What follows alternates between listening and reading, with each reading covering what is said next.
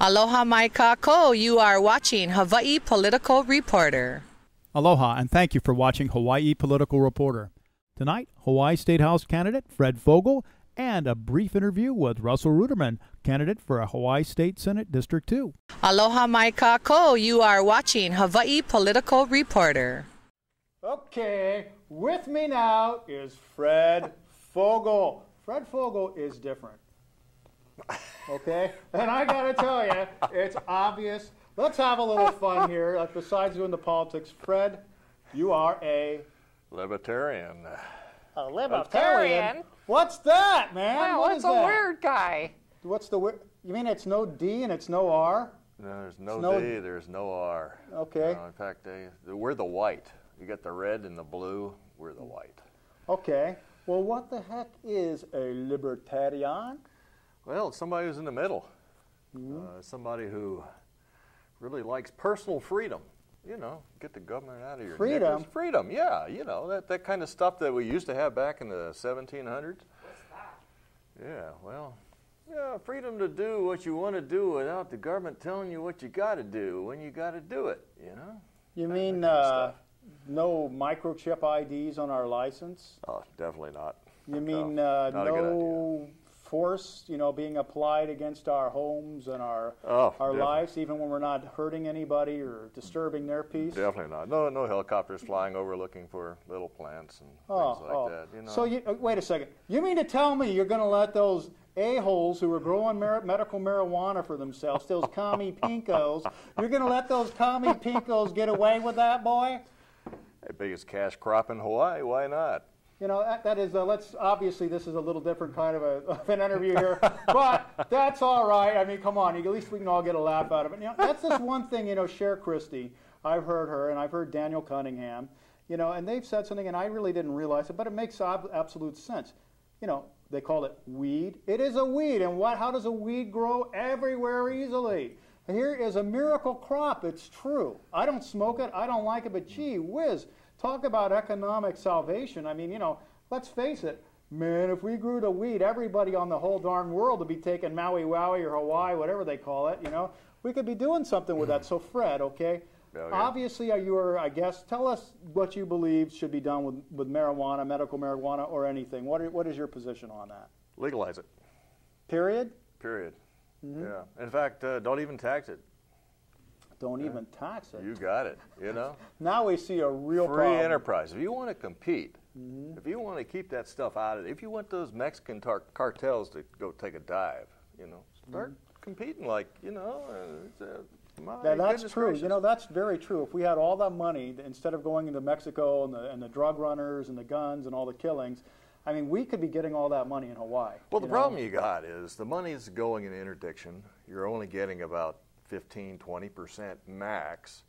Take that money and put it towards rehabilitation. Help the people who have a problem. You know, help them out. You know. Well, Fred, isn't it a gateway drug? Aren't we gonna have a corrupt society with millions of stoners out there going into heroin and everything else? Well, life is a gateway drug. Life is, huh? Yep. I mean, you know, yeah, alcohol is a gateway drug. It's legal. Yeah. Cigarettes are a gateway drug. I mean, yeah, sure, what the heck. You got to start somewhere. Yeah. Okay. Well, I can tell you this from my personal experience. I grew up in San Francisco with a bunch of surfers, and you know how the surfers are, brah. You know what I'm saying, okay? And I can tell you this, it's true. The memory, I can say a lot of them, memory is not the greatest, but I got to tell you, they don't get in drunk driving accidents. Okay, well, and I think they're a lot less of a problem than a lot of other things that are out there. It's a non-issue. Nobody's died from an overdose of marijuana. So that is true, and this is a huge issue in our you know, I mean, it's under the radar, but it is a huge issue. I mean, especially because, you know, the noise, the money, okay, and you know, and just the bullshit. You know, myself, like I say, I don't smoke it. I don't have nothing to do with it. I don't want it. But all of a sudden, I got helicopters and SWAT teams and everything all over my property all the time. I don't like it, you know. And so, Fred, I mean, if we're a libertarian and we don't want this, I mean, does that, I guess, the helicopters would have to go and the noise? And, wouldn't that be amazing? Jeez, another thought there. Speaking of gateways, tell us a little bit about your district and what you think about it. You know, how do you know, what have you heard from the people? Well, what do you think of these communities? How can you help them? What can you do? Well, it's a pretty diverse district. We have Ka'u. It used to extend over all the way to Kailua-Kona, but when it was redistricted, it basically moved to the Hilo side. So now instead of having the Kailua-Kona, the South Point, Kalae area, it starts at Whittington Beach and it moves through Ka'u, and it goes up through Volcano, and then it goes down towards Hilo, and it stops at Hai by the golf course, that road that goes up by the golf course. So so it's got all of Ainaloa up there. Okay. Yeah, and it doesn't go all the way to Pahoa. It stops short of that. But and at 1:30 it stops. It includes. So what are these people like? It's really a diverse district. You got Ka'u, which is farmers, basically, agriculture. You have Volcano, which is in between there at 3,000, 4,000 feet, and pretty cool, nice place to live. It's where I lived. And you have Puna, where I got geothermal down there and their interests. And then you have Hilo, a little slice that goes to Hai, where the road goes by the golf course. And it includes some Hawaiian homesteads, and it goes all the way down to the ocean. It's a very diverse district. A lot of interests, different interests, but basically the same. You talk to people and they'll tell you the same thing. They're interested in the economy. They want to have a job. They want to help earn a living. They want their kids to have a good education. And they want to have some sort of future, some sort of retirement to look forward to. And that's basically what most people want. That's probably true. I mean, I'd imagine even though there's a distinct geographic difference, in the end, they're going to want the same result. So, but within those communities, okay, how can you help them, or what do you see as ways that we can, bring them towards those goals? Specifically, for example, I mean, what about in Volcano? What can be done or should be done, if anything, there? And same with Hilo. I mean, what do you see? How can we do it smarter, better, or remove problems, okay, that are encumbering them in these areas? Well, that is a good point. Removing the problems, and actually, government tends to encumber people, and that's why libertarians tend to want smaller government. Get government out of your knickers, out of your hair. In Volcano, they have recently come up with a long-range plan which dovetails with the Puna Community Development Plan. And they're looking at tying into the unique areas of the park and the forests that surround the Volcano town, and to ensure that that development doesn't turn into strip malls and things that you find around other national parks on the mainland. They're looking to basically have a controlled growth within the community, and they'd like to keep it as pristine as possible, and that's very good. So, question on that. So, does that mean the state can mandate and tell us what's best for us, or is this something that's a total local home rule issue? This was something that was developed by the community. In fact, it's in front of the community now, and we'll see what happens. And that's really what should happen. It really needs to be more of a grassroots, community-driven government. In the past, it used to be Big Brother telling you what you could and could not do for your own good. In the past? Yeah, well, I think it's a strong present also, and a particularly unending future. Yeah, but if you let the people decide their future, you'd be quite surprised probably that you get something that's not only what the majority wants, but probably what's good. Gee, I wonder why that might be. I mean, they may be like living in the area, they may see everything daily. I mean, they might have a better clue of what's happening on their neighborhood than maybe some bureaucrat in Honolulu. I mean, Every you think that's area. possible? Yeah, it could be. It could be. Yeah, you might be hitting that nail on the head there. Now, we know that Honolulu could theoretically see the bigger patterns and possibly link them together. There's no doubt, it's the general in the head versus the general in the rear, right? I mean, that's essentially what you have there. But, you know what I'm saying, the overview, well, you know what I'm saying. I didn't mean it as that came out. What I meant to say is the just one... don't bend over in the shower, dude. Yeah, okay. No, what I meant is the macro view from the air, okay, or the frontal view, like Alexander, okay, when he was going in front. But you know, I mean, it seems to me that I think a lot of the stuff is missed at the bigger level, and are certainly glossed over because you know the collectivists, okay, have an idea, and you know you can be sacrificed. You know, this is kind of I'm diverting from your time a little, but I just have to say it. You know, I went into the geothermal. We have a man who's kind enough to help us out. He's running the camera for me today. And, you know, he lives near that area, and I went into this thinking, well, you know, we need alternative energy, and, you know, they put a lot of capital investment down there, and, you know, I'm kind of generally pro-business. And then, you know, I hear the people saying, you know, how they're being affected by it. I know I've been near there. I breathe the fumes myself. I see, you know, something just being planned to be dropped on us like, you know, a 1,000-pound brick, okay, right on your head, okay? And I have to say, wow, you know, I mean, what happens if I had bought property down there? I mean, why are these people coming out here? They want to go back to a simpler country life. I mean, that's what a large part of the people in a large part of this district, or a simple, smaller, rural community. And now all of a sudden they're talking about bringing industry in. What are your thoughts on that, Fred? Well, alternate energy is where it's at. Okay. However, it can be done well, and it can be done so it does not interfere with the people who live around it and near it. You know, it's not an old, geothermal is not a new science. Okay, there are new sciences out there. You know, you have the waves. If you want to take energy out of the waves, you can do that, or the temperature differentials within the ocean. Okay, but geothermal is something that's been around for quite a while, and it's been used in various areas of the world. And yes, if it's done properly, it would be good. There's a couple of issues with it. Number one is it has to be monitored. It has to be controlled. Step back for a second and let's go into that thought. Fred, tell us about your background, and this is important, it relates, and this is one of the blessings we have in this district. And God, I wish it was spread across the state. This is another man with technical and scientific background, okay? And what is that? Well, it's engineering, but it's not electrical engineering, mechanical engineering. I'm an industrial engineer, and basically, classical IE is time and motion studies. How long does it take you to do a job? But on that, it's an analytical science, okay, that considers various elements to form a solution, okay, that is tailored or designed or optimal for that problem, isn't it? Well, definitely. In fact, what I did the last 4 or 5 years of my employed life was I was an advisor to the head of the Department of Defense here in Hawaii in the areas of process improvement, quality, and strategic planning. So I worked with them. Process improvement? Process improvement, trying to improve the military now, isn't that? You know what? There's only one potentially more difficult one than that, and you're trying to get into it.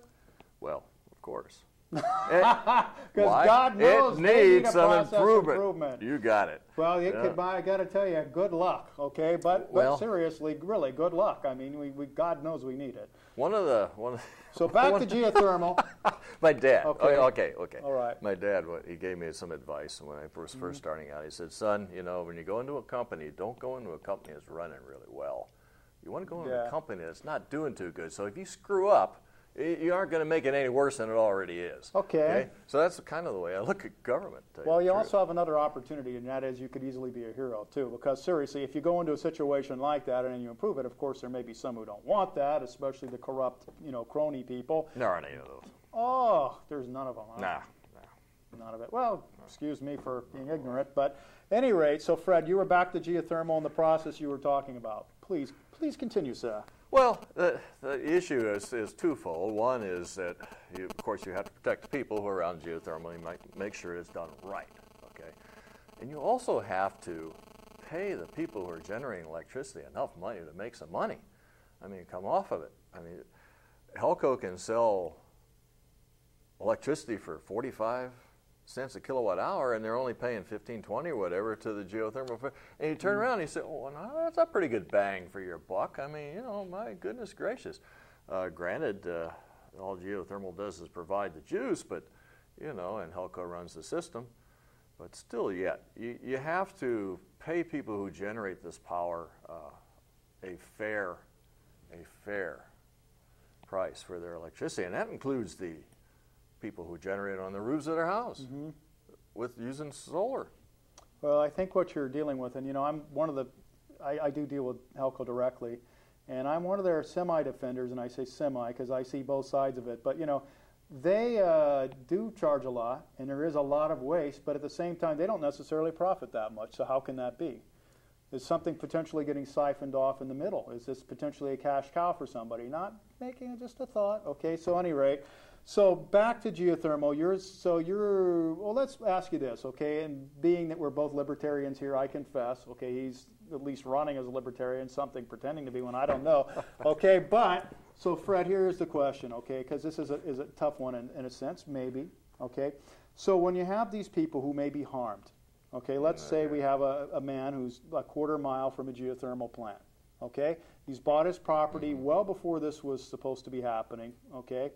And, you know, now you're talking about doing it safe, doing it smart and all that, okay? What's the situation here? Does this, you know, I mean, again, we're talking in a residential area, okay? Oh, yeah. Previously zoned for that. Is the geothermal allowed to be developed because the state needs it and it's an alternative energy, or is the homeowner and the property owner protected? Well, yes, both. So it's basically the geothermal is not permitted to go forward unless, even though let's say they acquired the private property, okay, unless there was absolutely absolutely conclusive proof that there was no potential for harm or disturbance of, sort of as we call it, breaking the bubble, right? There's always a potential for harm. Well, no I should say negligible, negligible, okay, absolutely negligible. Yeah, sure, of course, and that's the way it ought to be, you know. Okay, so let's open it up here, Fred. Now let's really open it up, okay? We've seen. You can't open her out now. No, I mean we're going to really open it up. See, Fogel? No. Okay. So look I've talked to Richard and Marlene, and I got to tell you again, it's just this one, and I'm a voter in your area, in your district, I should say, and it just kills me because I've got 3 good candidates in one area. God, I wish you guys were spread in different areas that I could vote for. Okay. But what would you say would be the big difference with you, Fred? How would our lives be different? Or at least how would you aim to make them different, okay, with the office that you would win if you did? Well, probably if you're a mainstream politician, and I would consider Democrats and Republicans mainstream. As would I. They're probably not going to go into the job looking to improve the way government works. Okay, because they're profiting from the system as it is, aren't they? Well, I wouldn't go that far, but perhaps.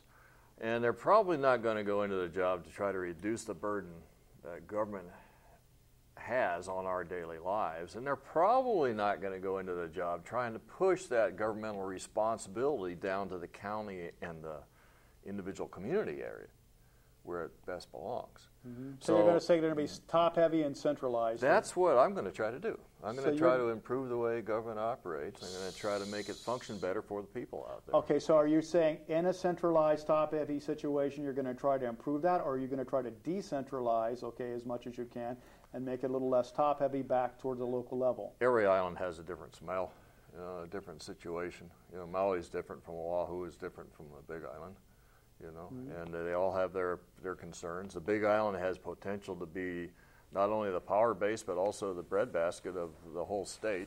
Okay. And, you know, there's different concerns there. And yes, of course, that should belong to, as we discussed earlier when we were talking about volcano, it should belong to the community because the community has the best grasp of the situation and what the needs are and what the potentials are. And that's the way it ought to be. When you control it at a higher level, when you control it on Oahu, Board of Education is a good example, you get poor results. And you really should basically decentralize as much as possible. And I would just love to do away with that board. You know, I'll tell you something. This is, I've heard this, actually, I have customers, a good amount of customers who are in the education business, some from UH, some from at the state, you know, high schools and such as that. And I hear them tell me, frankly, there's tremendous amounts of waste there. I mean, they're telling me this right from people within inside the system. And I know Darrell Lee Smith wishes to audit the Department of Education, which good luck, because that's never going to ever happen. We got a good auditor. There's a good auditor there on Oahu. I forget her name, but boy, every once in a while you see some of the stuff she's done in the paper. Are you serious? Oh yeah, she's good. Who?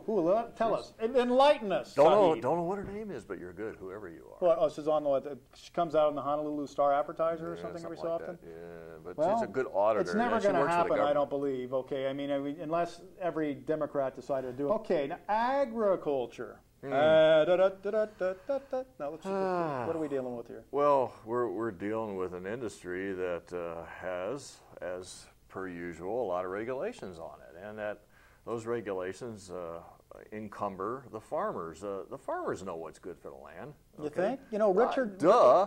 Leave it up to the farmers. Let them decide how they're going to do something. By the way, help them out. Make it a cooperative. You know, we need water. Richard has a good idea on that. He basically concentrate one area along chickens or milk and stuff like that. What are you thinking about that? Well, it's along the cooperative in a sense, right? Decentralize it. Provide the water they need. You know, Ka'u has some, the old sugarcane industry had lots of good tunnels into the mountain, and hello, we're trying to do that now. We're trying to get that going. Let's get it going. Let's use let's not do it all on the taxpayer's dollar. Let's have the farmers contribute and go for it. What pushes your button? What would you like to see different? How are you being harmed in a sense? I'd like to see the people empowered to make a choice. For instance, where did that food come from? Where was it grown? You know, do you want to buy stuff grown in China? Fine, buy stuff grown in China. But I want to know whether or not. So you're talking about labeling. Yes. Is it GMO? I want to know. Let the people decide. If people don't buy it, they ain't going to grow it. Well, you know, a little bit of a different direction might be a good idea. You know, I don't think we're heading in the right direction. You know, I like to see it change a little bit, and we can do that. You know, we can protect those names like Ka'u Coffee.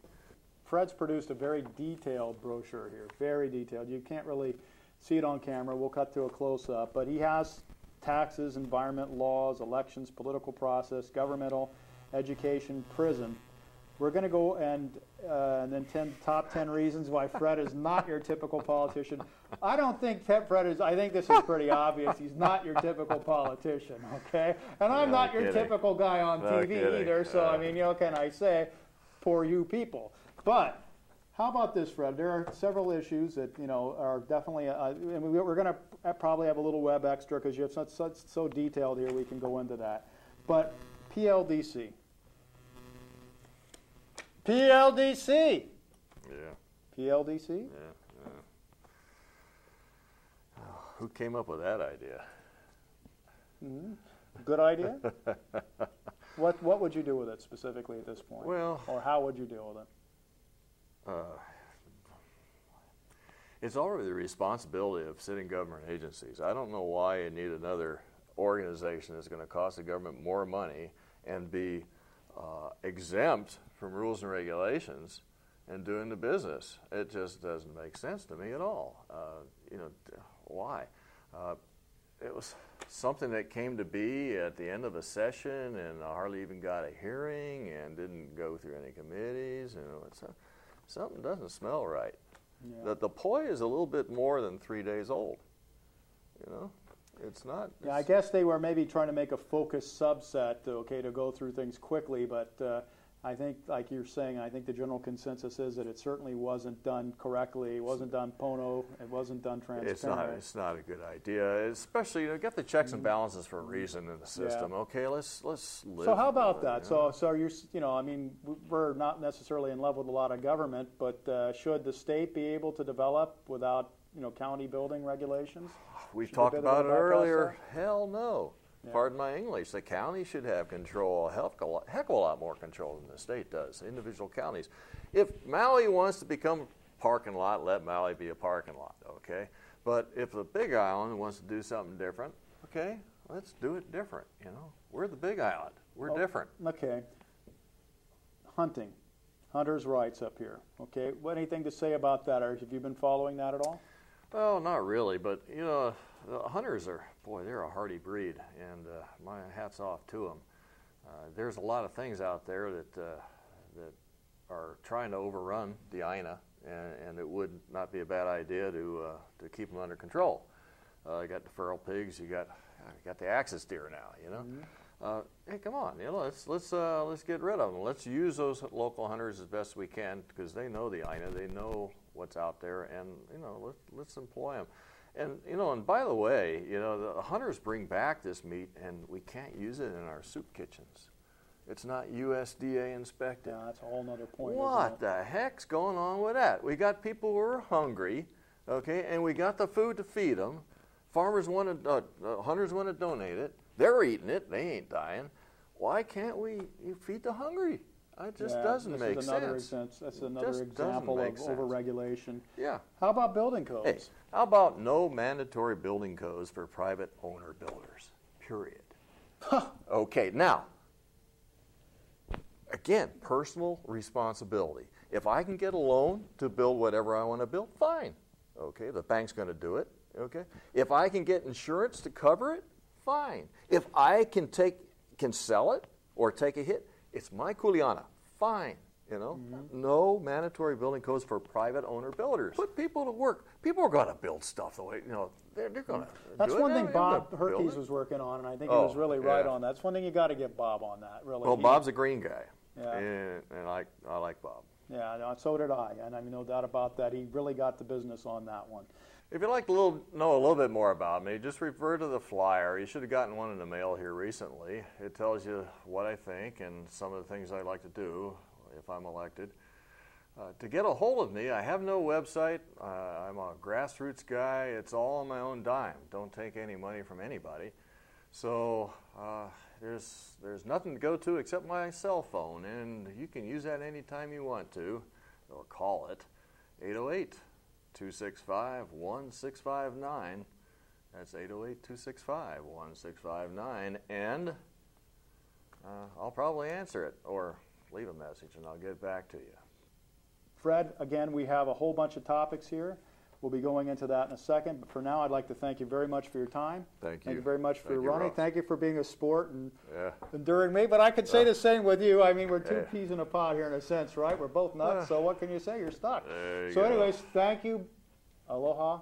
Thank you for listening. Thank you for thinking. Please participate. Help us. Let us know. I'm sure Fred's open, and I know I'm open. If there's something we're missing, something we're wrong, something we can do better, let us know. We're here for you. Aloha.